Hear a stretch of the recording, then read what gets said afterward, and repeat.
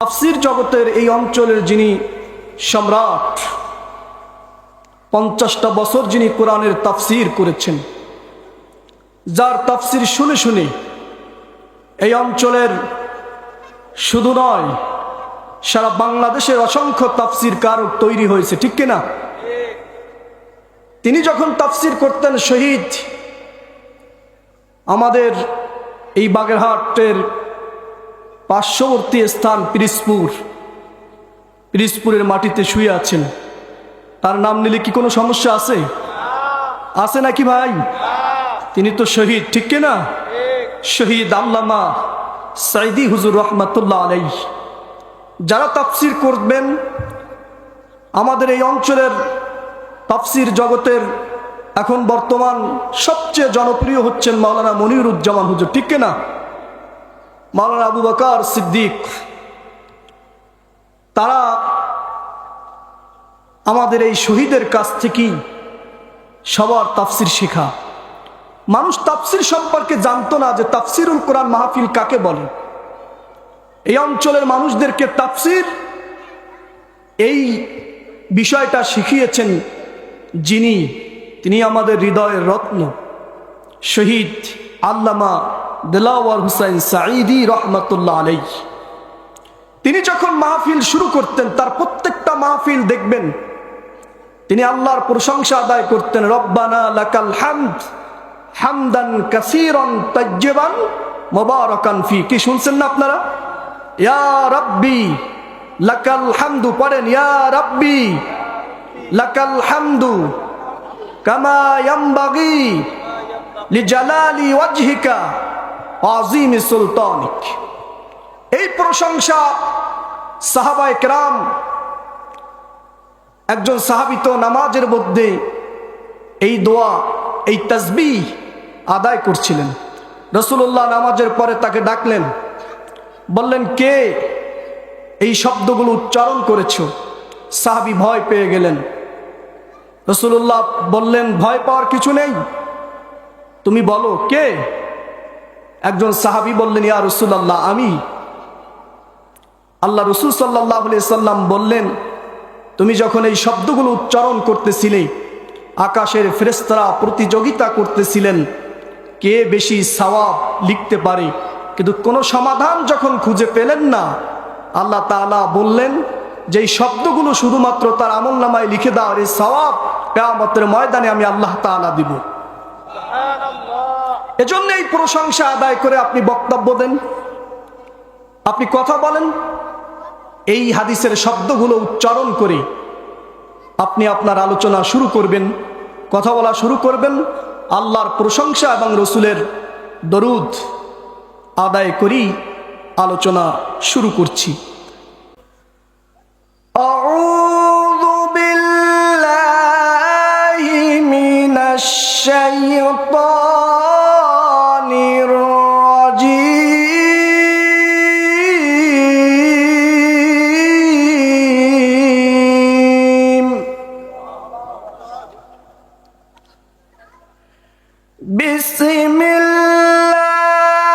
বিসমিল্লাহির রহমানির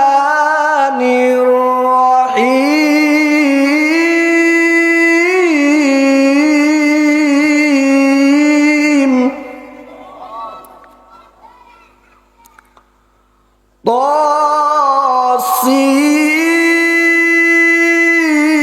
طاسيم ميم.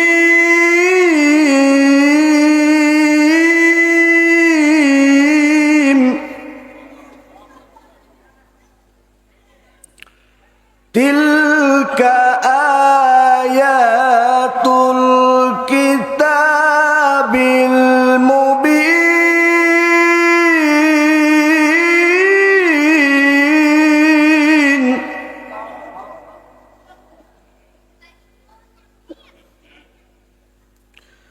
نتلو عليك من نبأ موسى وفرعون بالحق لقوم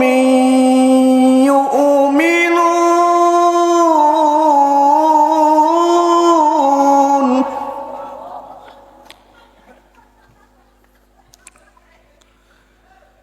ইন্না ফিরআউনা আলা ফিল আরদি ওয়া জাআলা আহলাহা শি'আন ইয়াস্তাদঈফু তা'iফাতাম মিনহুম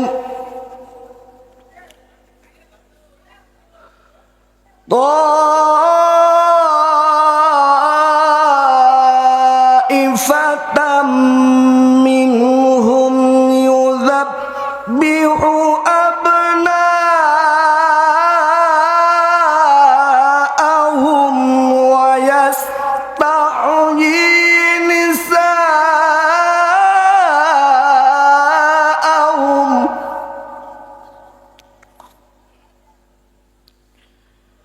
إنه كان من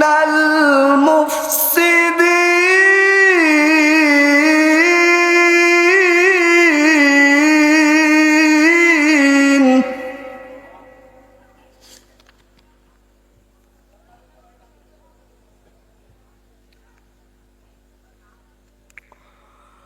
ونريد أن نمن على الذين استضعفوا في الأرض ونجعلهم أئمة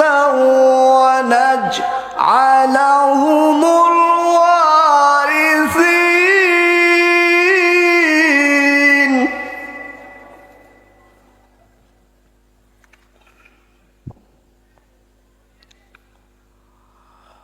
ونمكن لهم في الأرض ونري فرعون وهامان وجنودهما منهم ما كانوا يحذرون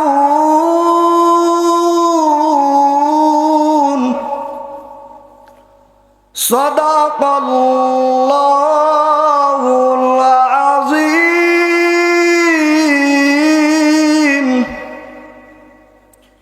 ইরশাদ হচ্ছে দয়াময় পরম দয়ালু মেহেরবান আল্লাহ তাআলার নামে শুরু করছি তাসিম মিম আল্লাহু আ'লামু বিমিরাদিহি এই আয়াতের অর্থ একমাত্র আল্লাহ রাব্বুল আলামিন ভালো জানেন।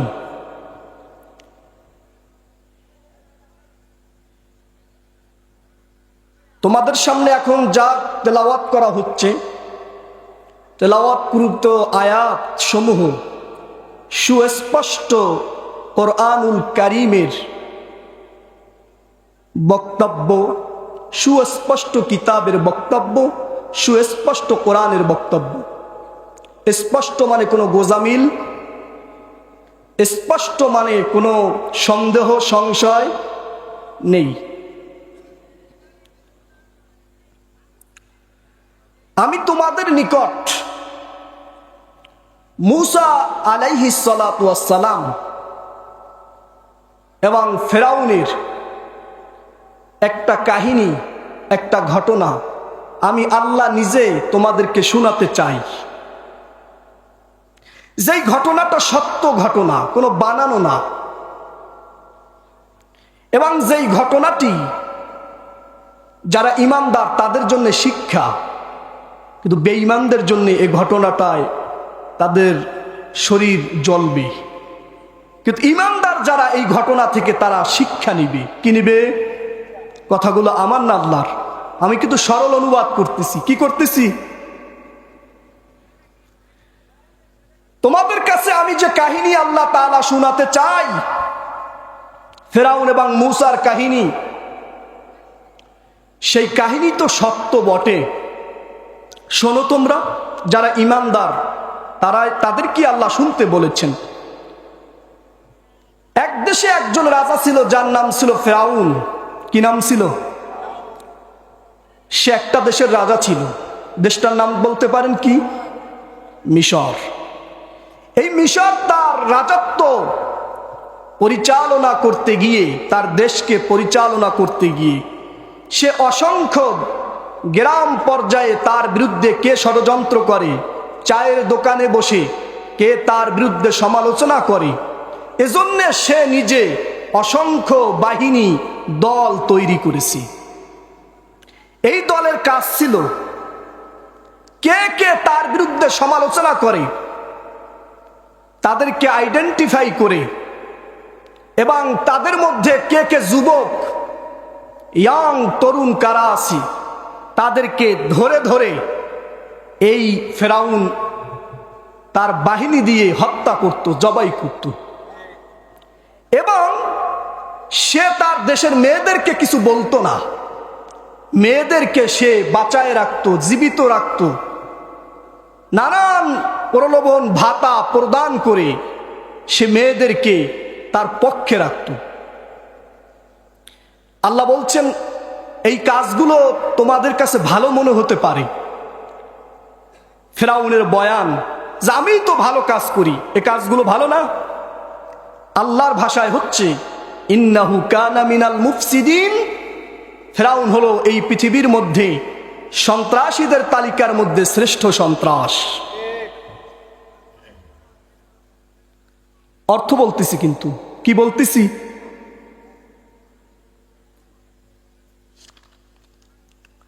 আল্লাহ রাব্বুল আলামিন ৫ম নম্বর আয়াতে বললেন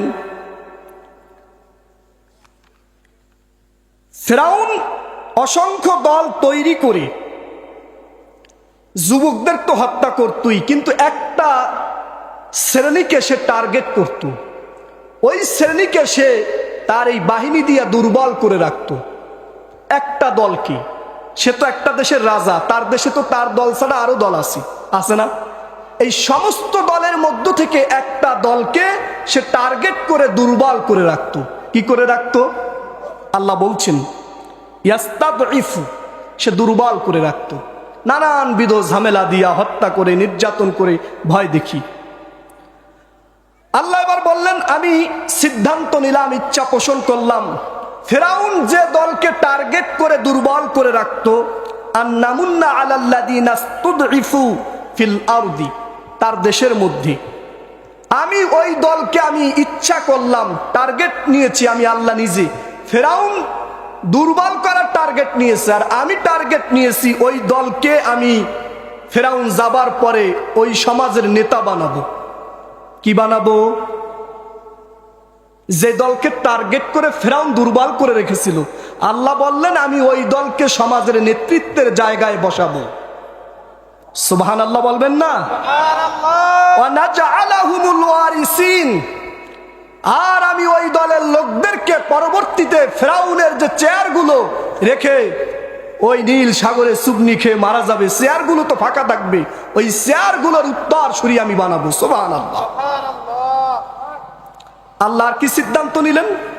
অনুমাক্কিনা লাহুম ফিল আরদি, আল্লাহ বললেন যে দলকে ফেরাউন টার্গেট করে দুর্বল করে রেখেছিল ওই দলকে আমি আল্লাহ আরো সিদ্ধান্ত নিয়েছি ওই দেশের ক্ষমতায় বসাবো। অনুরিয়া ফিরআউনা ওয়া হামানা ওয়া জুনুদাহুমা মিনহুম মা কানু ইয়াহদারুন, আর ফেরাউন, হামান তার মন্ত্রী না? এবং অনুরিয়া ফিরআউনা ওয়া হামান ওয়া জুনুদাহুমা, এবং এই হামানের সৈন্যবাহিনী, এদের দুই চোখে আমি আল্লাহ দেখাবো যে জিনিসটা তারা ভয় করত, যে জিনিসটা ভয় করে যাতে করে এই দুর্বল পার্টিকে আরো দুর্বল করে রাখতো, এই দলটাকে টার্গেট করে করে জবাই করত, হত্যা করত। আমি ততদিন পর্যন্ত এই ফেরাউন হামান তার সৈন্যদেরকে মরণ দেব না যতক্ষণ পর্যন্ত তারা তাদের চোখে না দেখবে যে এই দলটা ক্ষমতায় আইছে। সুবহানাল্লাহ বলেন। মা কানু ইয়াহদারুন, যা তারা আশঙ্কা করত, তারা তো ভয় পাইতো যে এই দলটাকে যদি এখনই শেষ না করে দিই তাহলে এই দল ভবিষ্যতে ক্ষমতায় আসতে পারে, এই জন্যই তো মারত। ঠিক কিনা? প্রিয় উপস্থিতি, আমি অর্থ করছি, সরল অনুবাদ বলেছি সূরা কসাসের 6টা আয়াতের। অর্থ কি আপনাদের ভালো লাগছে না? আমি কি অর্থ বানিয়ে বলছি? আসেন, আমার সামনে আপনাদের কমিটি কোরআনুল কারীম দিয়েছেন। আমি যে অর্থ করেছি আপনাদের দেওয়া কোরআন শরীফ থেকে বাংলা অনুবাদ করেছি। এখানে বাংলা অনুবাদ লেখাও আছে, এসে দেখেন আর মিলান। এখন কি এই চ্যাপ্টারটা বলবো না এই চ্যাপ্টার বাদ দিব? বলা যাবে? বাস, ওকে। সূরাতুল কসাস, সূরা নাম্বার 28। সূরা নাম্বার কত? 28। এই সূরায় আয়াত আছে 88টি। কয়টি বলতে হবে কিন্তু, কয়টি? রুকু আছে 9টি। রুকু কি? সূরাটা মাক্কি। সূরাটা কি? মক্কায় যে সূরাগুলো নাজিল হয় সেই সূরাগুলো গরম না নরম? গরম। কারণ রাসূলের উপরে মক্কায় নির্যাতন হয়েছে, অত্যাচার হয়েছে। সাহাবীদের উপরে নির্যাতন, অত্যাচার, ভাত খেতে দেয় নাই, ঘুমাতে দেয় নাই, ঠিক মতন শান্তিতে থাকতে দেয় নাই, পলায়ে পলায়ে রাসূলের দাওয়াতি কাজ করতে হয়েছে। কথা বলেন ঠিক কিনা? বেলালের উপরে নির্যাতন হয়েছে। আম্মাজান সুমাইয়ার লজ্জা স্থানে আবু জাহাল বর্ষা দিয়ে আঘাত করে করে দুনিয়া থেকে বিদায় করেছে। কথা বলেন ঠিক কিনা? খাব্বাবকে তো তার এই যে পিঠের উপরে এমন লোহার অঙ্গার দিয়ে উড়ে দিয়েছে, সেখানে খেজুর পর্যন্ত রাখা যাইতো, এত গর্ত হয়েছে। সেই সময় এই সূরাগুলো নাজিল হয়েছে। তাহলে বলুন এই সূরাগুলোর মধ্যে আল্লাহ কি বলতে পারে?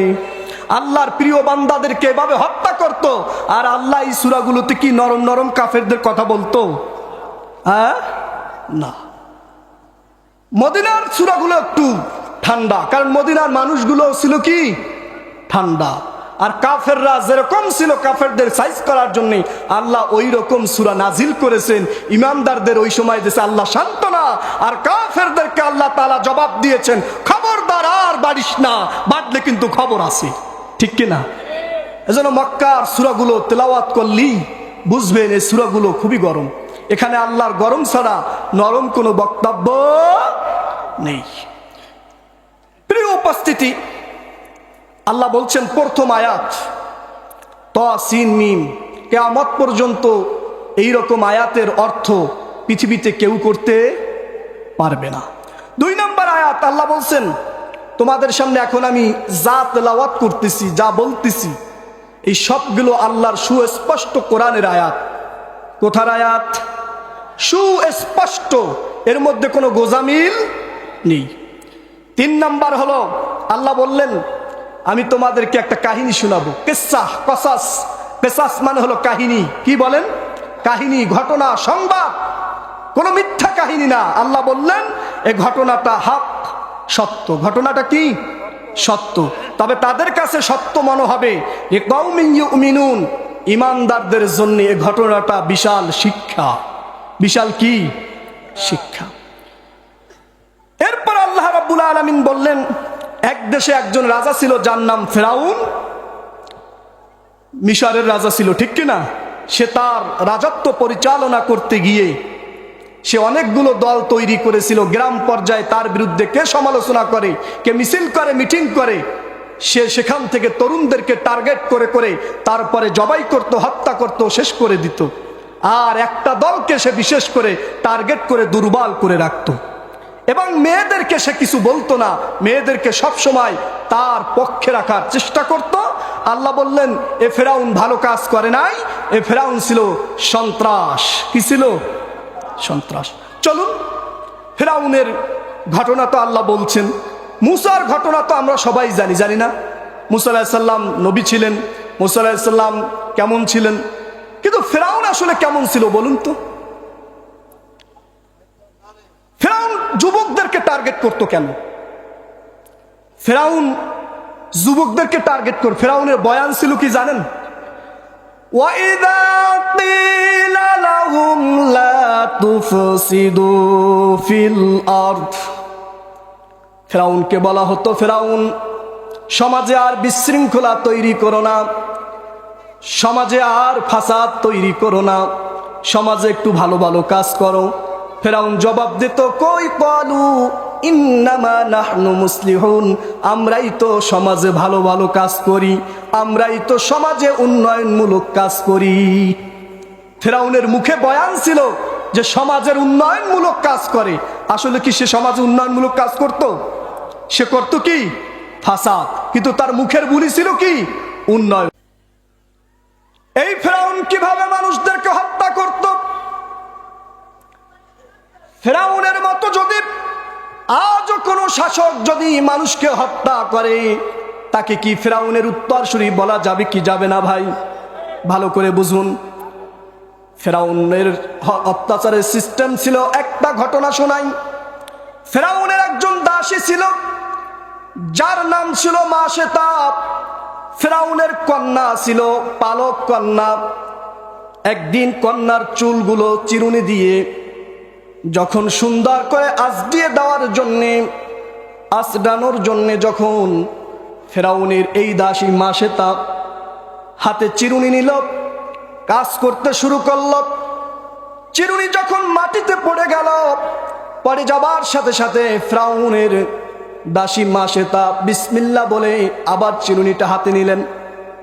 নেবার সাথে সাথে ফেরাউনের কন্যা পালক কন্যা আসে বলল, তুমি কার নাম নিলে?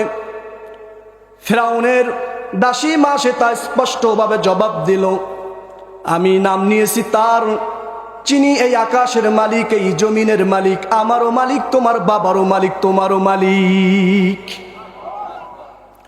ফেরাউনের কন্যা তার বাবার কাছে অভিযোগ করল, আব্বাজি তোমার ঘরে যে দাসী, সেই দাসী তো তোমার কথা মানে না, সেই তো তোমাকে রব হিসেবে মানে না, তোমাকে রাজা হিসেবে মানে না। সে যখন চিরুনি হাতে নিয়েছে, বিসমিল্লাহ বলে চিরুনি হাতে নিয়েছে, দাসীকে ডাকা হলো, ঘটনা কি সত্য? জি, ঘটনা সত্য। এবার লোভ দেওয়া শুরু করল। ফেরাউনের দাসী মাশেতা স্পষ্ট ভাষায় জবাব দিল, জীবন দিব তো ঈমান বিক্রি করব না। জীবন দিব তো। এবার ভাইয়েরা আমার বলল, দরবারে নিয়ে যাওয়া হলো। ফেরাউন তার দরবারে নিয়ে গেলেন। বলছে, তুমি যদি আমাকে রব হিসেবে স্বীকার না করো, তাহলে তোমাকে শাস্তির জন্যে প্রস্তুত হতে হবে। হাতের উপরে পায়ের উপরে লোহার প্রেক মারা হলো। দরবারের একজন লোক পরামর্শ দিল, মেয়ে মানুষ, একে এভাবে নির্যাতন করবেন না। মেয়েরা সন্তানের প্রতি খুবই মায়া বেশি থাকে, ঠিক কিনা? মা সন্তানের প্রতি বেশি মায়া থাকে। তার সন্তান আছে দুটো। এই সন্তান দুটো দিয়া এই ফেরাউনের দাসীকে পরীক্ষা করার সিদ্ধান্ত নেওয়া হলো। ফেরাউন এবার বলল, তোমার বড় সন্তানকে এখনই লোহা, এখনই কড়াই, সেই কড়াইয়ের নিচে আগুন থাকবে, জ্বলন্ত আগুন, ফুটন্ত তেল থাকবে। সেই তেলের মধ্যে তোমার সন্তানকে এখনই মাছের মতো ভাজা করা হবে। তুমি সিদ্ধান্ত নাও, কি করবা? আমার বন্ধুগণ, ফেরাউন এবার তার সন্তানকে ওই কড়াইয়ের ভিতরে, বড় সন্তানটাকে মাছের মতো ভাজা করা হলো। সন্তানের রুহটা যখন বের হয়ে যায়, তখন সে তার মাকে ডাক দিয়ে যায়, মা গো, কান্না করো না, আসবর, ধৈর্য ধারণ করো, ধৈর্য ধারণ করো মা, একটু পরেই তোমার আমার মিলিত হব জান্নাতে। ফেরাউনের এই দাসী, যিনি বলেছিলেন জীবন দেব তো ঈমান বিক্রি করব না, সেই সাহসী মানুষ একজন মা আমাদের। তার চোখের কণা দিয়া বারবার পানি পড়তেছিল। ফেরাউন আবার বলল, মাশেতা, কি করবা? তোমার ওই যে বুকে দুধের শিশু আছে, এখন কিন্তু শিশুটাকেও এই আগুনের মধ্যে ফালানো হবে, মাছের মতো একেও কিন্তু এই ফুটন্ত তেলের মধ্যে ভাজা করা হবে। এবার ফেরাউনের দাসী মাশেতা ইমানদার মানুষ জবাব দিলেন, একবারই বলেছি, জীবন দিব তো ইমান বিক্রি করব না। এবার তার কোলের সন্তানটা এখনো দুধ ছাড়ানো দেয়নি। ফেরাউন এত বড় নিষ্ঠুর, এত বড় নিষ্ঠুর রাজা ছিল, এত বড় জালেম বাদশা ছিল, এখনো তার মায়ের কন্যা, মায়ের সন্তান এখনো দুধ ছাড়ানো দেয়নি। এবার নিয়ে আস্তে করে ওই তেলের মধ্যে তাকে ছাড়া হলো, সেও মাছের মতো ভাজা হয়ে গেল। এরপরে তার ফেরাউনের যে দাসী মাকেও ওখানে ভাজা করা হলো, শহীদ করা হলো আগুনে পোড়ায়। 3টা কবর, কথা বলেন কয়টা কবর হলো? 3টা কবর হয়ে গেল। এখনো এই 3টা কবর সেই মিশরে দাফন করা হয়েছে। এখনো সেই কবর থেকে আপনার মিশকে আম্বারের ঘেরান আসে সেই কবরের কাছ দিয়ে গেলে। তার মানে হলো শহীদেরা কোনোদিন মরে না, ঠিক কিনা বলুন? আমার বন্ধুগণ, এই যে ফেরাউন, তার রাজত্ব টিকানোর জন্যে সে যে মানুষ আগুন দিয়া পোড়ায় মারল, একটা মানুষ মারতে তো একটা গুলি যথেষ্ট, কথা বলেন ঠিক কিনা? কিন্তু কেন তার সিদ্ধান্ত নিতে হলো যে গুলি দিয়া না, তীর দিয়া না, আগুন দিয়া পোড়ায় মারতে হবে? তার মানে হলো পৃথিবীর ইতিহাস ঘাটুন, কিয়ামত পর্যন্ত যত জালেম বাদশা বেশি জালেম হয়, তারা কিন্তু মানুষ গুলি দিয়া মারে না, আগুন দিয়া বেশিরভাগ পোড়ায় মারে। পোড়ায় মারে কিনা? হ্যাঁ, পোড়ায় মারে কিনা?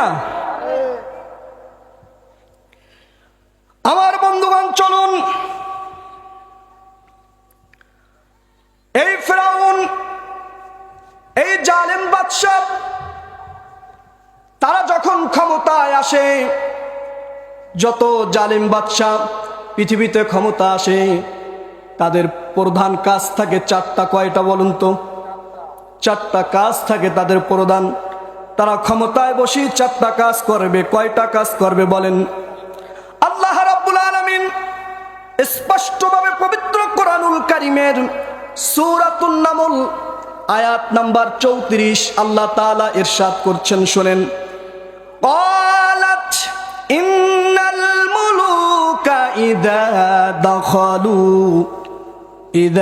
দাখালু ক্বরিয়াতান আফসাদুহা ওয়াজআলু আইজ্জাতা আহলিহা আদিল্লাহ ওয়া কাযালিকা ইয়াফআলুন।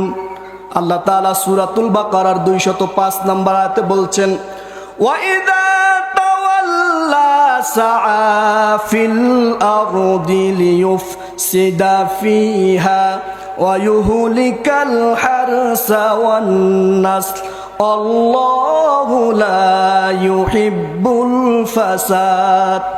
ফেরাউন মার্কা শাসক যখন জাতির ঘাড়ে চেপে বসবে, তারা ক্ষমতায় এসে 4টা কাজ করবে। 1 নম্বরে হলো, আল্লাহ 2টা আয়াতের মধ্যে 4টা বিষয় টেনে দিয়েছেন। 1 নম্বরে হলো, দেশের মধ্যে যারা সম্মানিত মানুষ থাকবে তাদেরকে তারা অপমানিত করবে, লাঞ্ছিত করবে। কি করবে বলেন? তারা ক্ষমতায় এসে 1 নম্বর কাজ হলো, দেশের মধ্যে যারা সম্মানিত মানুষ থাকবে তাদেরকে তারা ধরে ধরে অপমানিত করবে, লাঞ্ছিত করবে। কারণ এদেরকে যদি অপমান না করা হয়, লাঞ্ছিত না করা হয়, তাহলে তারা ক্ষমতায় বসে যে অন্যায় কাজগুলো করবে, এই সম্মানিত মানুষগুলাই আগে সমালোচনা করবে। কথা বলেন ঠিক কিনা? 2 নম্বরে হলো, জালেমরা যখন ক্ষমতায় চেয়ারে বসে 2 নম্বর কাজ করে, তারা দেশের সব জায়গায় তারা ফাসাদ সৃষ্টি করে। কি সৃষ্টি করে? বিশৃঙ্খলা সৃষ্টি করে। 3 নম্বরে হলো, আল্লাহর আইন যেখানে যেখানে থাকে সেখান থেকে একটা একটা করে তারা তুলে নেয়।